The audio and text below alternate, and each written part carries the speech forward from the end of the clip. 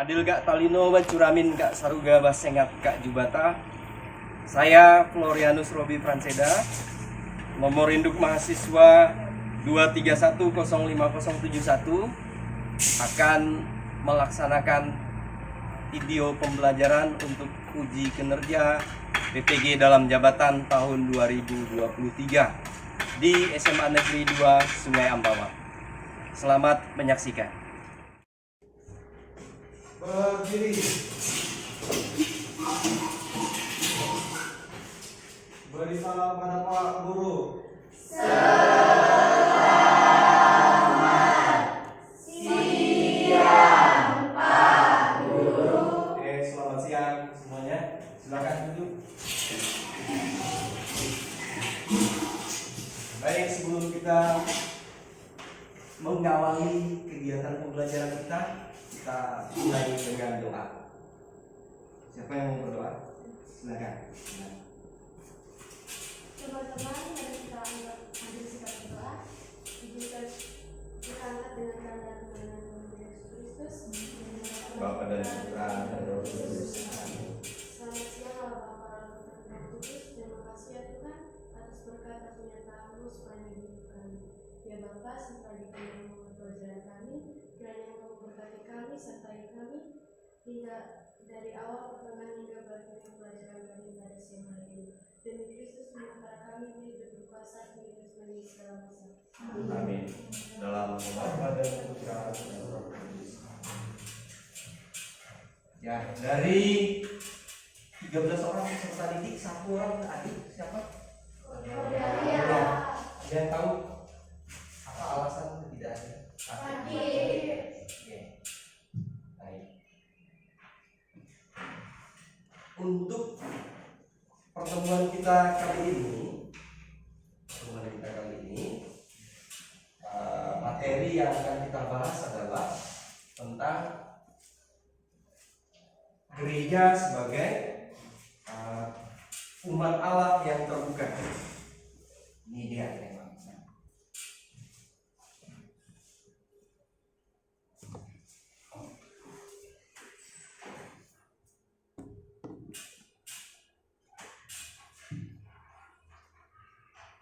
Apa tujuan pembahasan dari tema?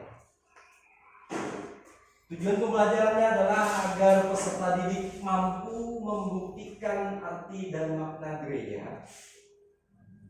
Kalian tuh mampu membuktikan arti dan makna gereja dalam tindakan fisik, sosial, dan ibadah. Pertanyaan yang mau kita jawab terkait materi gereja sebagai umat Allah yang terbuka adalah bagaimana mewujudkan gereja umat Allah yang terbuka itu di tengah situasi sekarang, yaitu situasi Globalisasi. Kita akan mulai dari persoalan-persoalan apa sih terkait gereja sebagai umat Allah yang terbuka. Pertama, persoalan yang mau kita bahas adalah model gereja pra-konsili Vatikan II. Model gereja sebelum konsili Vatikan II. Konsili Vatikan kedua itu tahun 1965. Sebelum tahun itu, ini dia model yang dianut oleh gereja. Apa sih yang khas dari gambar ini? Coba kalian perhatikan. Apa ini? Piramida. Piramida. Lalu apa lagi?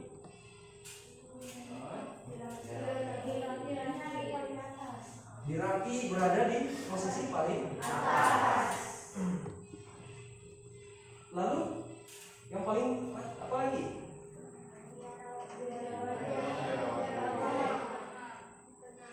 Oke. Dari gambar kita sudah bisa melihat,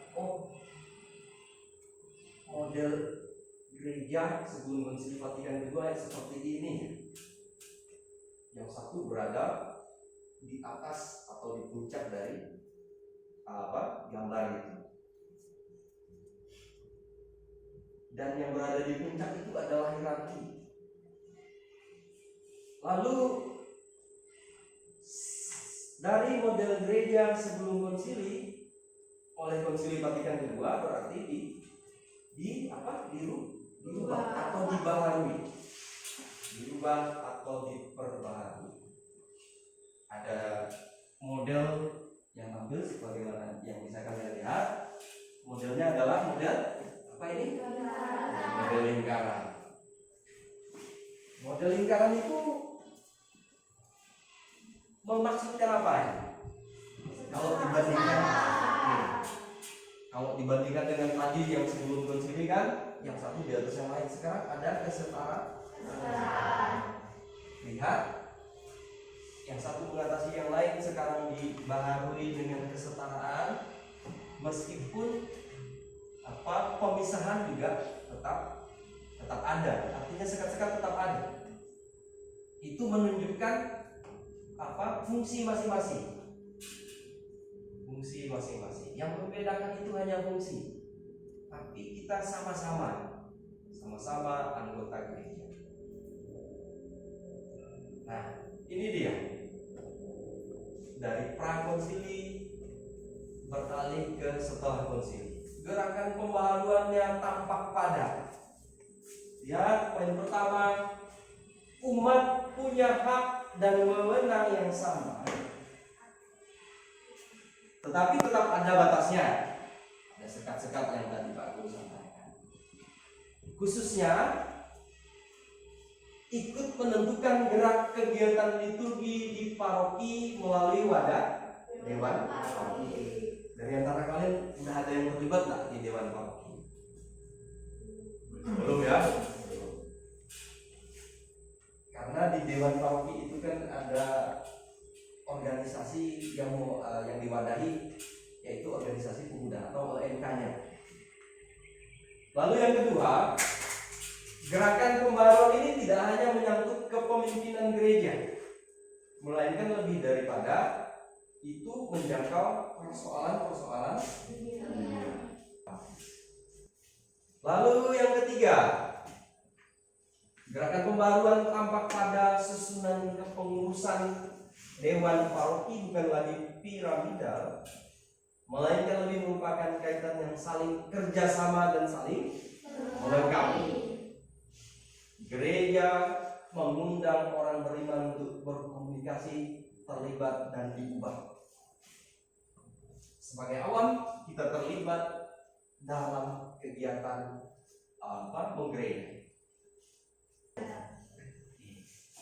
Itu persoalan pertama. Sekarang kita masuk pada persoalan berikutnya. Pak Guru akan munculkan statistik umat.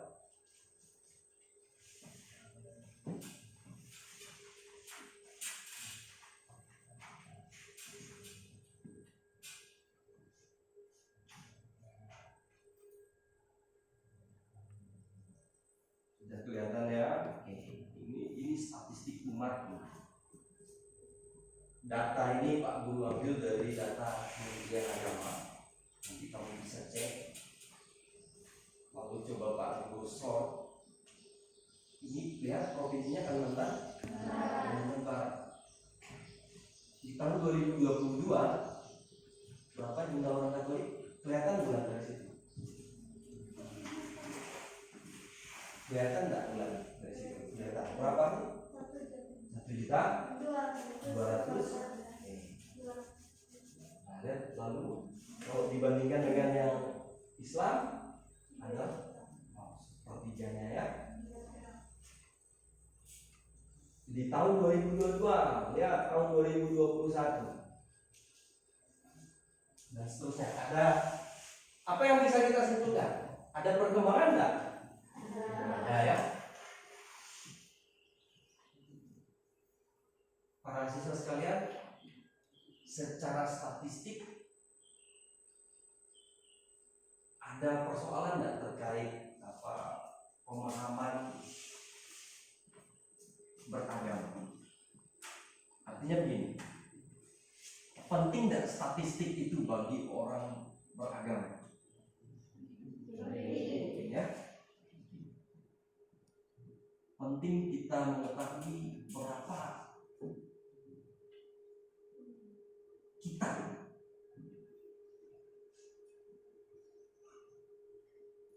Nah, pengetahuan akan secara statistik tidak lalu, karena misalnya di dalam konteks SMA Negeri 2 Sungai Ambawang, dalam konteks sekolah kita yang paling banyak adalah siapa? Katolik ya, siswa yang Katolik. Nah, banyak karena merasa banyak lalu kemudian menyepelekan yang lain, bukan itu ya. Justru harus memberi apa? Karena merasa banyak harus memberi apa? Toleransi. Apalagi yang harus kita tampilkan? Menghormati. Memberi apa lagi? Keteladan.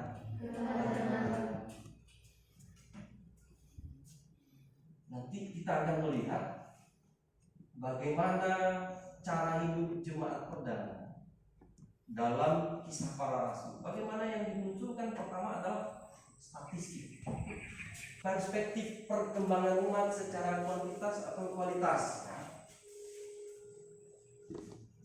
Dua-duanya penting, baik kualitas maupun kuantitas.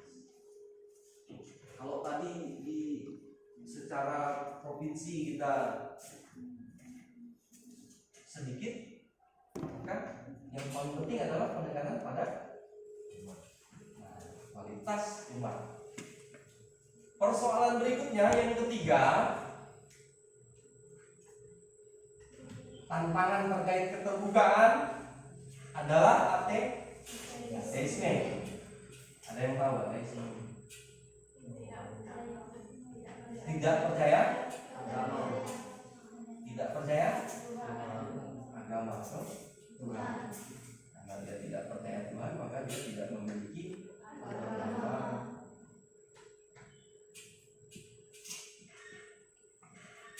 Tentang ateisme, kamu bisa membaca dalam Gaudium et Spes artikel 19, 20 dan 21. Berikutnya apa lagi? Nah, apa itu? Apa Beli? Poya-poya. Ayo, apa lagi selain poya-poya? Orang hedon itu gimana? Hedonisme ini ukuran kebahagiaan diukur dari seberapa yang dia miliki, seberapa barang duniawi yang dia miliki. Maka hedonisme itu kaitannya dengan konsumerisme, belanja ya enggak? Rumah konsumerisme.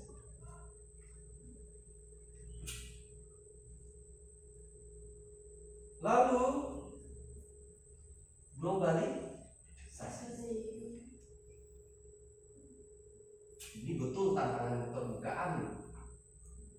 Tantangan keterbukaan gereja. Loh, apa maksudnya? Globalisasi sebagai tantangan keterbukaan. Globalisasi itu apa sih? Produk globalisasi itu apa sih? Apa produk globalisasi? Kamu punya produk globalisasi ya enggak? Proses mendunia ya. Globalisasi itu proses mengglobal, mendunia. Jadi kamu bisa mendunia dari kamarmu karena ada produk yang mendukung kamu untuk mendunia. Kamu bisa punya teman di belahan bumi lain karena produk globalisasi. Nah, dalam konteks beragama ini menjadi tantangan serius juga. Ada 3 hal. Yang pertama, hakikat gereja sendiri adalah persaudaraan kasih. Kisah bab 2 ayat 41 sampai 47 itu tadi tentang cara hidup perdana ya. Lalu yang kedua, dasar gereja sebagai umat Allah yang terbuka adalah adanya aneka macam karisma dan karunia yang tumbuh di kalangan umat, mestinya dipelihara dan dikembangkan untuk pelayanan dalam jemaat. Nanti kamu baca teks itu, apa sih maksudnya? Teks kitab Korintus itu konteksnya ada berbagai macam karisma yang muncul di kalangan umat. Jadi Rasul Paulus mendapat semacam informasi bahwa seolah-olah mereka yang punya karisma itu lebih tinggi gitu. Nah, Paulus mengingatkan semua akan berguna jika dilakukan untuk perkembangan atau pelayanan dalam jemaat. Lalu konsekuensinya apa? Konsekuensi untuk atau awal. Umat harus menyadari kesatuannya dengan umat yang lain atau menghayati iman dalam kebersamaan. Umat aktif ambil bagian dalam kegiatan-kegiatan hidup di gereja, di lingkungan atau wilayahnya dengan segala karisma dan karunia yang dimilikinya. Iya, aktiflah dalam kehidupan gereja ya. Lalu coba untuk hierarki mesti menyadari bahwa tugas kepemimpinan yang diembannya adalah tugas pelayanan. Mereka berada di tengah-tengah umat sebagai pelayan. Hierarki semestinya memberi ruang dan tempat bagi umat untuk berperan aktif ikut dalam membangun gereja dengan karisma dan karunia yang mereka miliki. ya, tugas hierarki itu pelayanan. Pelayanan apa? Sakral. Itu pelayanan, tugas utama mereka. Konsekuensi dalam hubungan hierarki itu. Hierarki harus memandang umat sebagai partner kerja dalam membangun gereja, bukan sebagai pelengkap penderita yang seolah-olah tidak berperan apa-apa. Hierarki juga harus memperlakukan seluruh anggota gereja sebagai satu umat Allah yang memiliki masalah yang sama, meskipun menjalankan fungsi yang berbeda-beda. Nah, ada hubungan kerekanan kerja. Apa wujudnya hubungan kerekanan ini antara hierarki dan awam? Ayo, apa wujudnya? Partner kerja. Iya, hubungan rekan kerja antara hierarki dan awam. Bagaimana misalnya hierarki melibatkan awam dalam pelayanan? Apa sebutannya dalam paroki kita? Ada? Dalam paroki kita ada diakon, ada DPP betul juga gitu. Betul. Itu bagaimana antara hierarki dan awam itu terlibat sebagai rekan kerja. Baik, sekarang kita masuk pada penugasan kelompok. Coba kamu perhatikan lembar kerja yang telah Pak Guru bagikan pada masing-masing kelompok ya. Perhatikan di lembar kerja ada 4 pertanyaan. Ini pertanyaan besar, Tapi untuk menjawab pertanyaan ini, Pak Guru juga sudah merinci pertanyaannya ya. Jadi ada 4 pertanyaan. Silakan kamu diskusikan bersama dalam kelompok. Hasil diskusi kamu tuangkan di sini di lembar kedua. Kemudian di lembar ketiga buatkan skemanya seperti ini. Oh, dalam gereja tindakan pribadi itu apa? Tuliskan, gambarkan. Silakan dikerjakan. Oh, ini diskusikan ya. Diskusikan, diperdalam, dipahami bersama apa yang menjadi pertanyaan.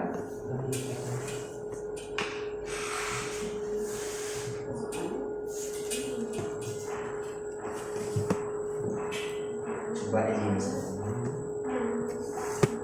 dikonkretkan lagi tindakannya.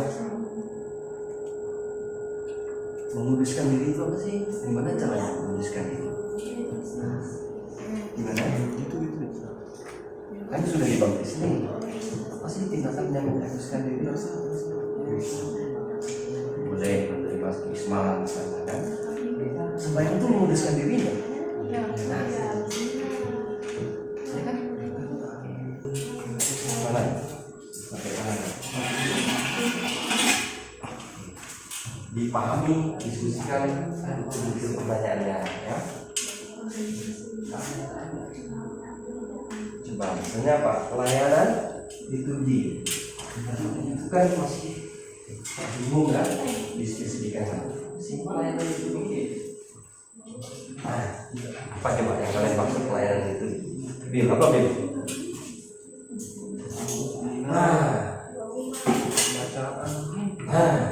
Sip. Bergabung dengan keanggotaan gereja. Maksudnya gimana tuh?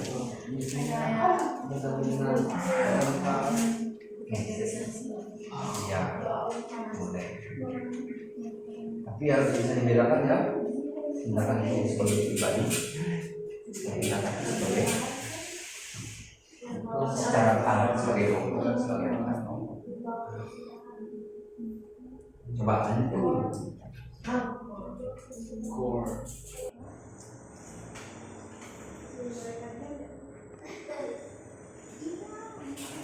Baik, sekarang kita mulai dengan presentasi apa yang sudah kalian diskusikan bersama dalam kelompok. Silakan kelompok 1. Agak nyaring suaranya. Di situ aja, nggak apa-apa. Berdiri di situ. Baik teman-teman, kami akan mempresentasikan hasil diskusi kelompok kami dari kelompok 1.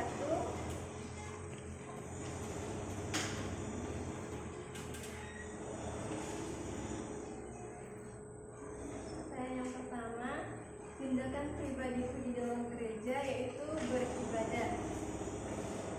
Setelah itu, dalam agama lain, mengadakan Natal bersama di sekolah.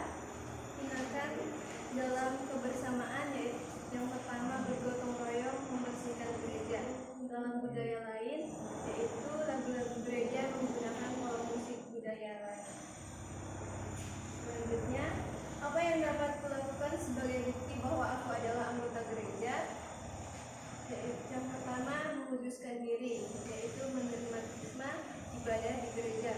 Mewartakan kerajaan Allah, yaitu selalu berbuat baik kepada siapa saja. Mengembalakan atau melayani, contohnya membimbing anak-anak sekali. Apa yang dapat kulakukan bersama dengan anggota gereja yang lain yang membuktikan bahwa kami adalah anggota gereja? Yaitu ikut dalam perayaan Ekaristi, aktif dalam pelayanan gereja. Apa yang dapat gereja lakukan sebagai bukti keterbukaan terhadap agama lain? Yaitu toleransi, menghormati agama lain, contoh toleransi yaitu ekumene.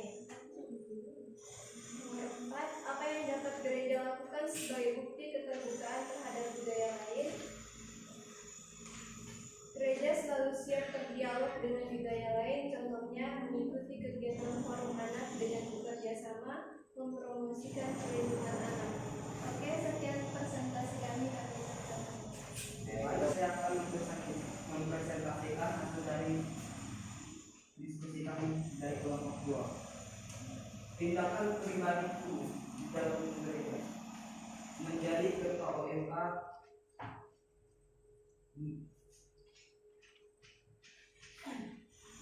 Dua, agama lain ikut Natal ekumene.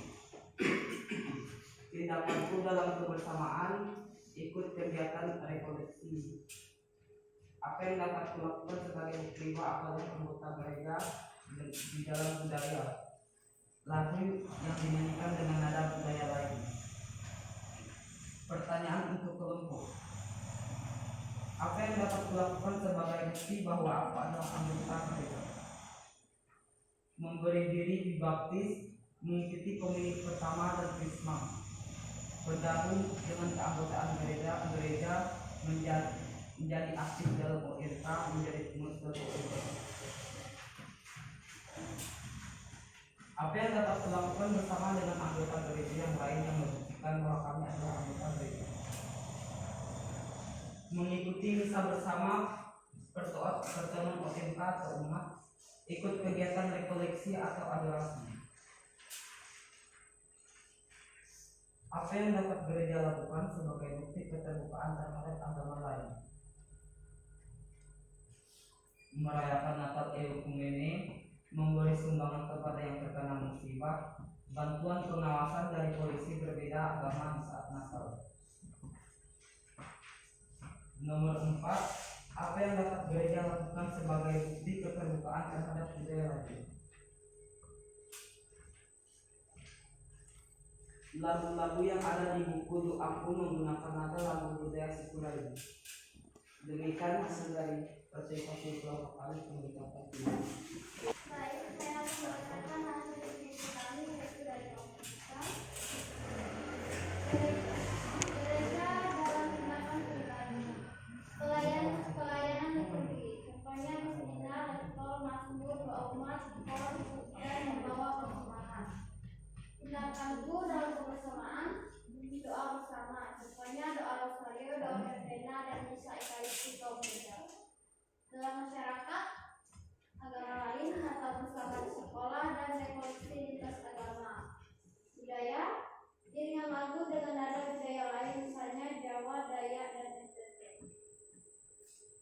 Apa yang dapat kulakukan sebagai bukti bahwa aku adalah anggota gereja? Buktinya ialah setiap orang yang percaya pada Kristus dan setelah dibaptis dalam nama Bapa, Putra, dan Roh Kudus, dan sambut baru atau pengen pertama, dan telah melakukan sakramen penguatan atau krisma. Apa yang dapat dilakukan bersama dengan anggota gereja lain yang membuktikan bahwa kami adalah anggota gereja? Melakukan misa bersama, persekutuan Bapak dan WK, pertemuan kami mengikuti lomba BKSN. Apa yang dapat gereja lakukan sebagai bukti keterbukaan terhadap agama lain? Gereja membantu pengamanan ketika ada acara di agama lain dan mentoleransi dengan mengizinkan agama lain ibadah di gereja. Apa yang dapat gereja lakukan sebagai bukti keterbukaan terhadap budaya lain? Melakukan display budaya, menyatukan pautan tarian dalam misa di gereja, yaitu tarian penyambutan dan tarian persembahan. Terima kasih. Oke, baik. Langsung dikumpulkan, kita beri tepuk tangan. Baik, terima kasih ya. Dari apa yang kelompok-kelompok sampaikan, sudah mulai kelihatan pemahaman kalian terhadap materinya. Sebetulnya hal-hal itu sudah kita lakukan, tinggal kejelian kita memahami itu, ya enggak? Ya. Tinggal kejelian kita memahami. Siapa yang tidak berdoa? Kamu berdoa semua. Nah, itu kan ditanyakan di poin pertama. Siapa yang tidak bertoleransi? Kamu bertoleransi semua. Buktinya di kelas ini, kamu tidak hanya orang Katolik, tapi juga ada temanmu yang beragama lain. Kamu bisa belajar bersama, membersihkan kelas bersama, dan segala macam dalam kebersamaan. Nah, itu dia. Tinggal kejelian kamu memahami, oh iya, ini sebetulnya sudah melakukan. Kejelian itulah menjadi modal untuk kamu nanti hidup dalam masyarakat. Ya, oke. Baik, sebagai terakhir, bagian akhir dari kegiatan kita, Pak Guru memberi penugasan untuk kamu merefleksikan apa yang sudah kita lakukan pada saat ini. Silakan diambil gambarnya dulu, nggak usah di. Kamu ambil gambar, kamu foto. Apa yang menjadi tugas refleksi kamu? Pertemuan berikut refleksinya sudah jadi. Pak Guru minta ya. Refleksi.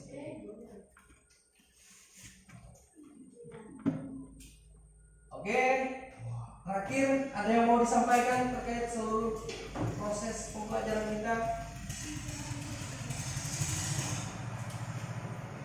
Kalau tidak, kita cukupkan pelajaran kita dengan doa. Silakan salah satu memimpin doa.